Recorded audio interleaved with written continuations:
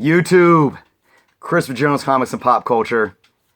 It is Star Wars The Last Jedi time again. Yes, we're still talking about it. And guys, I'm out here sweating because it's hot. And guess what? This is my third time trying to do this video because I'm just having bad luck today. So I'm getting more frustrated at doing this video than I was watching The Last Jedi for the first time. So let's just get into it, guys. I'm not going to spend 30 minutes rehashing everything that happened in this movie, what I liked and didn't like about it. It's not what this is. It's a fresh take on having watched the movie again. I didn't watch it the second time in the theaters, and what I did was I watched it back to back with The Force Awakens and Last Jedi, back to back last night. Stayed up all night, and of course we have deleted scenes, and I think this is the first Star Wars film that has deleted scenes. If I'm wrong, I don't know. These are the first deleted scenes that I've seen from any Star Wars film. So, with that being said, fresh perspective, things in my head and in my opinion are slightly changed here and there. For those of you who have seen my original review, I had many issues with the film. I've been obsessing over it for 3 months plus, watching so many YouTube videos and getting into countless discussions. Yeah, let's get into this, guys. So, watching it back to back with The Force Awakens, it gives you a fresh view. It allows you to go into this movie with a little more ease. I will say that. And let's just start out by saying the first 14 minutes of this movie in space, the space battle, it was epic. It was beautiful. I had no problem with it. But one thing that still stands as an issue was the whole First Order / Resistance presence in this movie. It still had so many holes to me. Holdo's character, watching it again, I realized that she just had really bad lines. Besides the fact of why her character just decided to, swoop in all of a sudden out of nowhere, hashtag spinoffs. Big issue for me still. Like I said, I'm not going to get into that, but the biggest issue still for me with this film is how much screen time was taken for Canto Bight. Finn's character in this movie was led astray through all this, felt like it didn't need to. He could have held a different purpose, and then Rose was just completely out of place. And I'm not one to sit and say what they should have did. I just feel like what I know shouldn't have happened. So Canto Bight, they actually scraped a lot of the chase where they were on the animals out. There was like 5 to 10 more minutes of that I saw in the deleted scenes, which I can't believe. I thought it was long and gruesome enough already. So that was a good thing they cut all that out. So, but one positive thing, guys. The positive that I took from watching this movie again is really diving into Luke Skywalker and Rey, the island scenes, and even Kylo. Now, I'm not one to sit here and say that, what they did to Luke Skywalker was horrible. He's not the Luke Skywalker that we know. Luke Skywalker went in and did this, yada, yada, yada. I know how it could feel like that, and I did kind of feel like that to an extent here and there, but I think the problem watching it again was not that he became this person, but it's how he got there and why. And allowing and really building on it within the movie to allow us to be, emotionally involved with these characters and where they are now. I don't think they didn't flesh it out enough for us to say, okay, this is believable. I get it, man. It makes sense. And this goes to Kylo Ren, Ben Solo becoming Kylo Ren still. Luke's moment of weakness still. I needed it to be fleshed out. They don't explain it. So, I've said this before. The 40 minutes or so of screen time that they used for Canto Bight should have been all about Luke, the island, the Jedi temples, the sacred texts, Rey learning, maybe not training like physically, but learning spiritually about the Force and her place in it. And then, of course, how that relates to her relationship with Kylo Ren.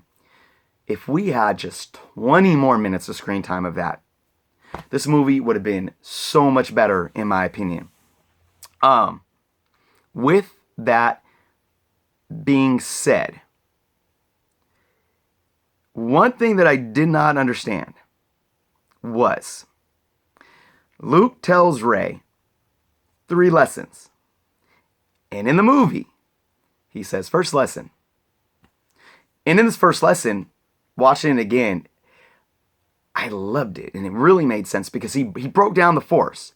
When I first saw it, when she goes on the platform and he says to reach out and he's trying to get her to, and he tickles her with the leaf. I was kind of really upset at that because I still feel that the humor was a little forced at times. I wasn't as mad about it watching it the second time. I understood what Luke was trying to do. And he explained the Force outside of the Jedi, which gives you depth on why he's saying the Jedi should end. And I said from the beginning, the mythos is there. A lot of people were saying, oh, Rian Johnson completely stripped it of the mythos, which I get it, because he focused on a bunch of other, nonsense. But it was there. It wasn't fleshed out. So this first lesson was learning spiritually on a much broader concept of the Force outside of just, the Jedi having hold of it and having power of it. Then he did lesson 2, but he never did lesson 3. We never got to, because she got, she did that scene where she would like touch Kylo. Oh, I saw the good in him. I'm going to go. She hops in the Millennium Falcon and turns, gives herself over to Kylo and Snoke. So what was the third lesson? Luke dies. What was the third lesson? Let's just hope that third lesson comes in the episode 9. Okay. That kind of, man. So another thing that really helped me understand that there were actually some positive things about this film was watching it back to back with The Force Awakens. At the end of The Force Awakens, when Starkiller base is destroyed and Kylo's hurt and, Snoke tells him to go get Kylo, bring it to me. He needs to finish his training. When we go from there to the start of Kylo in The Last Jedi, immediately when he goes and sees Snoke for the first time after Starkiller base is destroyed, Snoke is really like pushing his buttons and pissing him off. He's getting under his skin. Take off that foolish mask. You're nothing but a boy in a mask. You failed. I thought wrong. I thought you were you'll never be Vader. He's toying with him. And like I said, we really are able to see, instead of having 2 years in between watching The Force Awakens to this one, we can really see. I really believe that Snoke's continuing training with Kylo is bringing him into the dark side. And we should, Star Wars fans, diehard fans should know this, because we saw in the original film how Sith Lords bring out the hatred. They antagonize. They're like narcissists, and they antagonize you and they get under your skin. We saw it with the Emperor doing that to Luke. We saw it in the prequels with Palpatine doing it to Anakin. So we get this. We've seen this before. So this is where you could say, oh, okay, let's not put so much hate on this film because they're not pointing it out. It's there. And it continues when Kylo brings Rey to Snoke and how he toys with him. And you can really see, I know for those that had an issue where like Snoke just dies. I mean, come on, really? And if they don't bring him back, I'm going to be pissed. But if we as Star Wars fans really use our brain and see how this stuff works, by Kylo striking him down, Snoke, he's fulfilled his destiny and finished his training. He's toying with him. I know who your real enemy is. It's the ultimate deceit move. Especially if Snoke is, Plagueis or whatever, and he's some big Sith Lord or somebody that is still alive and is not dead, So enough with that, guys. But I thought it made a lot more sense, which makes me feel a lot better. One thing that was still big issue for me with this film was how Ryan Johnson really kind of insinuated soliloquies out of characters in certain moments. You know, you have these moments where the music will play and they pause and they say some, you know, nice, beautiful, short little piece of poem. And the biggest one I have an issue was obviously is when Finn is about to sacrifice himself, you know, because the blaster is shooting at the Reliance resistance, sorry, and she of course comes in, runs into him, and goes up and says to him, you know, it's not, you know, about defeating those or fighting those we hate, but saving those we love. No. In war, when this big blaster is shooting at the, you know, resistance, no, you defeat your enemy and save your people. It makes no sense. And, you know, she didn't know that Luke Skywalker was coming in ghost form and gonna stop him and all this stuff. So if that didn't happen, she obviously just murdered the whole resistance. So it's just, this is my issue. And, you know, there was times there on Canto Bight where they stop and they, you know, they have the look in their face and they're like, you know, Finn's like, it was worth it. And I don't know if this was actually, I think they may have cut this out, but in the deleted scene where she takes the saddle off of the horse and lets him go, she says, now it was. It's just so cheesy to me. It reminds me of those like movies that are made for little children. And I know it's Disney and Star Wars is for, you know, kids. It really is. But, I mean, come on. It reminds me of those, like, what's a movie that, like, I don't know, Free Willy, or even like those dance-off movies, you know, where it's like, just cheesy writing, guys, in these moments. And it's like, and then, of course, it doesn't make sense. You know, when you're logically using your brain, it doesn't make sense. But, you know, here, I'm going to end it with this, guys. I don't want to make this video too long. Mark Hamill came out and said, there is a scene, and you can see it if you haven't watched the deleted scenes yet. It's there, where we see Luke reacting to hearing about Han's death. This was cut from the film. This sequence was maybe 45 seconds long. In the movie, we saw him say, wait, where is Han? But then it cuts. It cuts to what's going on with the resistance in the First Order.